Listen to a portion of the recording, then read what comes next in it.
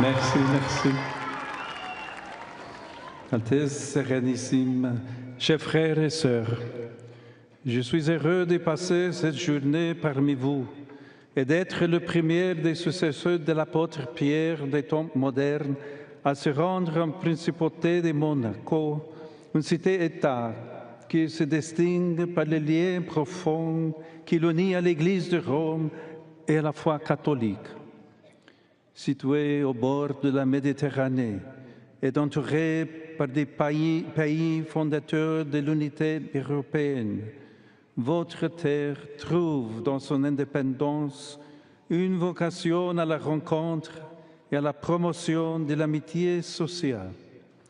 Aujourd'hui, menacée par un climat généralisé de fermeture et d'autosuffisance, le don de la petitesse, avec un héritage spirituel vivant, engage votre richesse au service du droit et de la justice, surtout à un moment historique où la démonstration de la force et la logique de la toute-puissance blessent le monde et compromettent la paix.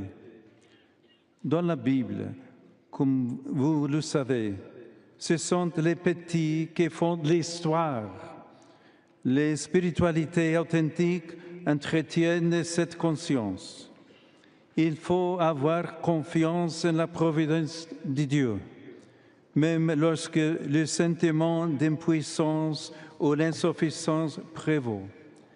Car nous croyons que le royaume de Dieu est semblable à une minuscule graine qui devient un arbre. Bien sûr, cette foi ne change le monde que si nous assumons nos responsabilités historiques. La composition plurielle de votre communauté fait de ce pays un microcosme au bien-être duquel contribue une minorité dynamique de ressortissants locaux et une majorité de citoyens originaires d'autres pays du monde. Parmi eux, beaucoup occupent des postes de grande influence dans les domaines économiques et financiers. Un grand nombre exercent des fonctions de service. Les visiteurs et touristes sont également nombreux. Vivre ici est pour certains un privilège et pour chacun un appel spécifique à s'interroger sur sa propre place dans le monde.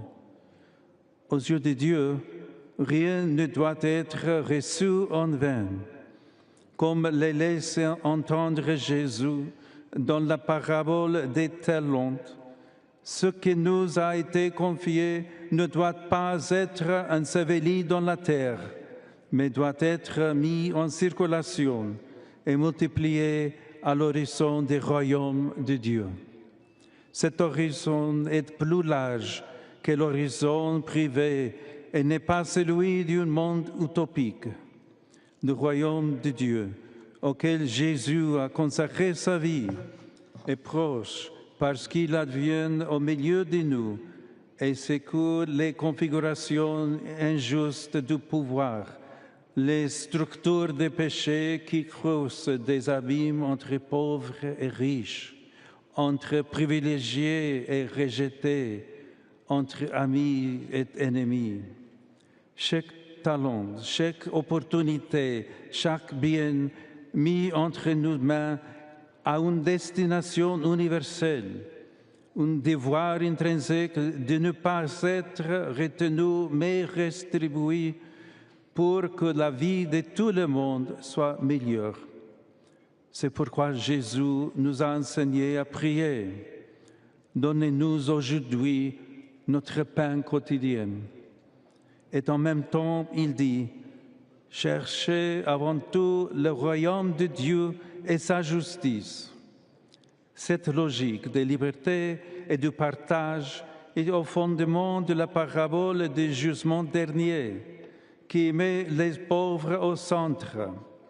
Le Christ juge qui siège sur un trône s'identifie à chacun d'eux. Vous êtes parmi les rares pays du monde à avoir comme religion d'État la foi catholique.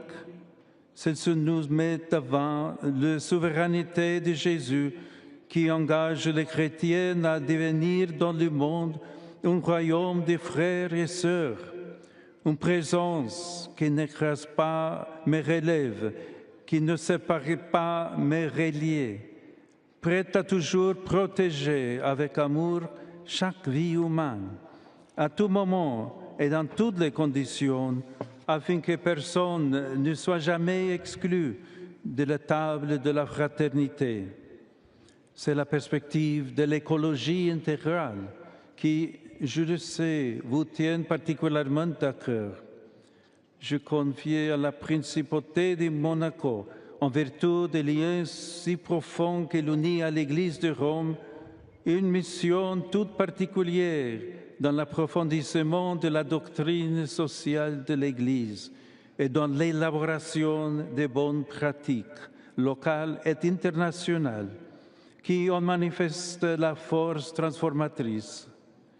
Même dans une culture plus religieuse et très sécularisée, la manière d'aborder les problèmes typiques du magistère social pour révéler la grande lumière de l'Évangile à notre époque, une époque où il est si difficile pour beaucoup d'espérer.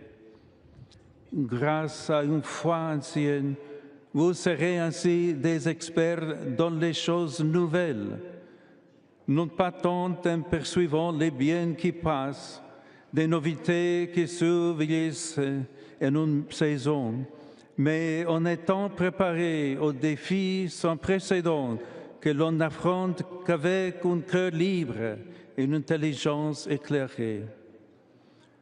Saint Paul VI disait à l'occasion du 75e anniversaire de Rerum Novarum, « Vous comprenez bien que pour marcher, il faut de la lumière. Pour promouvoir un progrès social, il faut une doctrine. » C'est la pensée qui oriente la vie. Si la pensée reflète la vérité sur l'homme, sur le monde, sur l'histoire, sur les choses, alors la marche peut se poursuivre, se remonter rapidement. Sinon, la marche devient ou lente, ou incertaine, ou difficile, ou déroutée. Ce sont des paroles tellement actuelles. C'est pourquoi nous invoquons Marie, trône de la sagesse et cause de notre joie, afin qu'elle nous conduise toujours avec notre esprit, notre cœur et nos choix au Christ, Prince de la paix. Pax vobis, que la paix soit avec vous.